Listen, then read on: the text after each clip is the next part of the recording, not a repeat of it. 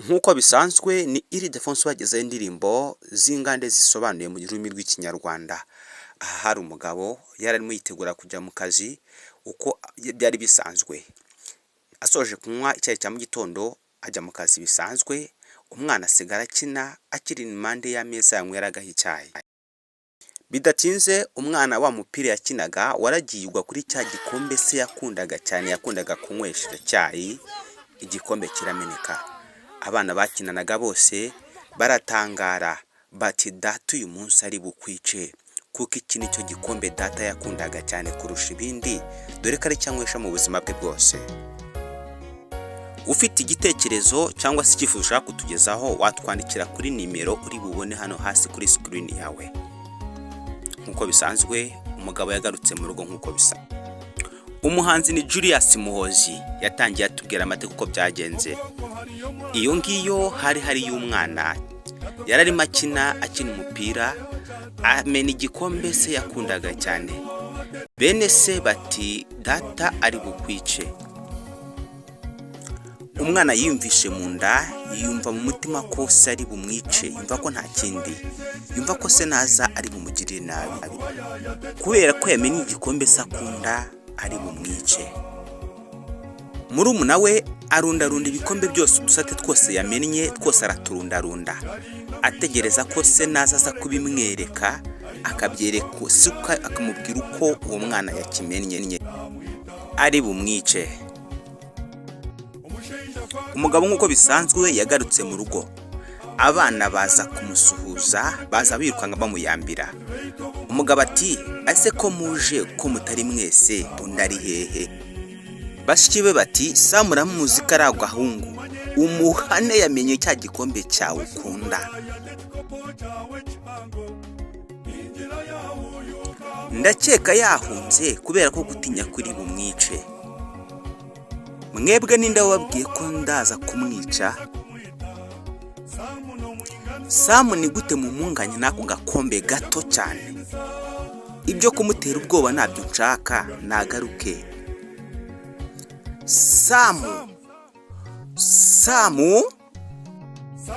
Samu garuka, ntabwo nkukubita, uraruta ifeza n'izahabu, garuka mu bandi. Niko se yakomeje amubwira. Ni gute nakwica kubera ko gakombe? Iyizire mwana wanjye.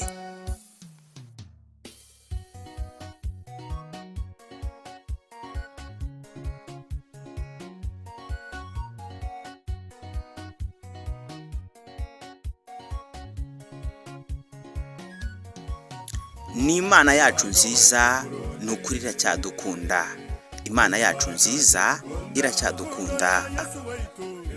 Urukundo rwa Yesu wacu ruratangaje cyane, ni ukuri aracyadukunda. Urukundo rwe ruratangaje. Ibaze kugira ngo upfe kubera abandi, icyo ninde wagishobora? Ninde washobora gupfira abandi? Amaso y'abandi iteka kubona nk'umujura. Ni ukuri Yesu aracyadukunda. Bakwita amazina atandukanye, umuhiri n'ibindi nk'ibyo. Ibyo byose bakwita amazina mabi cyane, ariko Yesu we aracyadukunda. Ariko wowe kuri Yesu wacu uri umuntu utangaje. Ni Yesu wacu mwiza, ni ukuri aradukunda. Ni ukuri wibuka iby'igorogota, ni ukuri waramuhenze. Yemeye gupfa ku bwawe, ni ukuri waramuhenze. Humura, ibyo gikombe wamennye yarabikubabariye byose bishiraho. Yesu aracyadukunda. Umubyeyi yarebye uwo mwana, amukirira ibikombe byose atunze, ushyizeho n'ibibanza atunze ndetse n'ibindi, abona uwo mwana arabirenze, ndetse n'amafaranga ye yose. Yahindukiriye ba bana bari banze wa wundi kuko yamennye igikombe, baramubaza bati ibyo bice by'igikombe mubinganya mute n'umwana wanjye nkunda cyane? Ni gute mubinganya n'umwana nkunda? Ako kanya arababwira ati ibyo byose byamenetse, ni mu bitoragure mujye kubinaga, mujye kubijugunya. Samu garuka utahe, humura ugaruke mu bandi, nukuri aradukunda. Igikombe wamennye uyu munsi kiraruta amafaranga menshi. Abagutera ubwoba bose abona bibyabo ndabizi, abagutera ubwoba bose abona bibyabo ndabizi. Abantu bo ndabazi niko bameze. Uguteye inda none kuwa gatandatu, ku cyumweru niwo kwita Satani. Iyo umubwiye ko utwite ni wa wundi ukubwira kuri dayimoni. Ni Yesu wacu mwiza, nukuri aradukunda. Yesu wacu mwiza, nukuri aradukunda. Amaraso ya Yesu Kristo aratwoza tukagira ubuzima bwiza, tukagira amahoro. Umuntu abaho ngaho akazana bya bindi bya kera bimwe yarakuzimo, bya bindi twatuye ku musaraba, akabyikorera akabikurundaho, akakwita iki n'iki cya kera, akibagirwa ko twebwe twabituye ku musaraba tumeze neza. Ariko niwe biraza kuvuna. Iyi si dutuye ni inyanja nini inshuti zanjye. Dusa nk'abagenda mu bwato, ariko bisaba ko tugenda neza tukitwara neza mu bwato ko turi mu nyanja. Manzi urebe ubwato wicayemo ubwawe birimo buruzuramo amazi, wowe urubanza rwagutsinze ibyawe byanze, ariko urimo urareba ubwanjye. Wabwikoreje urwangano rwaragutsinze, mu mutima wawe n'urwangano gusa. Wararuzanye urwango rwawe ururunda umwo. Yakomeje agira abantu ati, ibyo ukora byose menya kuri mu bwato kandi uri mu nyanja hagati. Uraguma upakiramo ibintu by'abandi, upakira, nyamara ntuzi kuri mu bwato.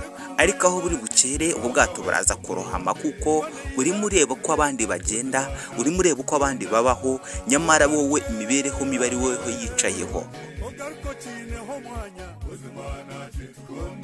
Inshuti zanjye, dufite ideni, mureke tugire itandukaniro n'ab'isi. Tuvuge iby'Imana yacu kubera ko ari we uturinda, ariko nituramuka tuvanzemo ibindi tuba tumeze nk'ibinyagu bidafite ubuki. Abantu bararushye cyane kubera ko bikoreye imitwaro myinshi. Bakinguye imitima yabo, Satani yinjiramo. Iyo ubakanze cyangwa se iyo ubabwirije, baba bameze nk'intama zitafite umushumba. Mwirinde ibyo numva nkumva bimazemo imbaraga, mubyirinde. Umuntu arabyuka uwo munsi akubaka inzu akayishyira aho ngaho. Iyo nzu ngajya ayikodesha kugira ngo akuremo amafaranga yo kwishyura amashuri y'abana. Nawe ukaza ushaka inzu, dore ko gukodesha ibyo ngibyo by'ubizi, ukaza ushaka inzu yo kubamo. Ariko yaba kwishuje umwaka, ukagenda uvugavuga, ukagenda umutangatanga ngo landlord cyangwa se nyirinzu, nyiramazu yawe ubamo, cyangwa se ugukodesha ngo yakuje gutunga, ngo yatumye ukena, yatumye usubira hasi. Ariko bagenzi, ibyo ni Yesu wabikoze. Yashatse ngo uwo muntu yubake inzu, ashyiremo abapangisha cyangwa se ashyiremo abakodesha nkawe. Ntabwo ukodeshwa nuko bakeneye amafaranga y'amashuri y'abana be, niyo mpamvu akwishyuza igihe kirekire. Julius Muhozi yasoje abwira abantu ko bagomba gutuza, bagashyira hamwe, akavuga ati, jumanza utekereze urebe mbere yuko uca urubanza urucira undi muntu. Uyu muhanzi yasoje avuga ko tugomba kuba mu nzira imwe, tukirinda kujya mu mayira abiri kuko bivanze ubukinisha Yesu.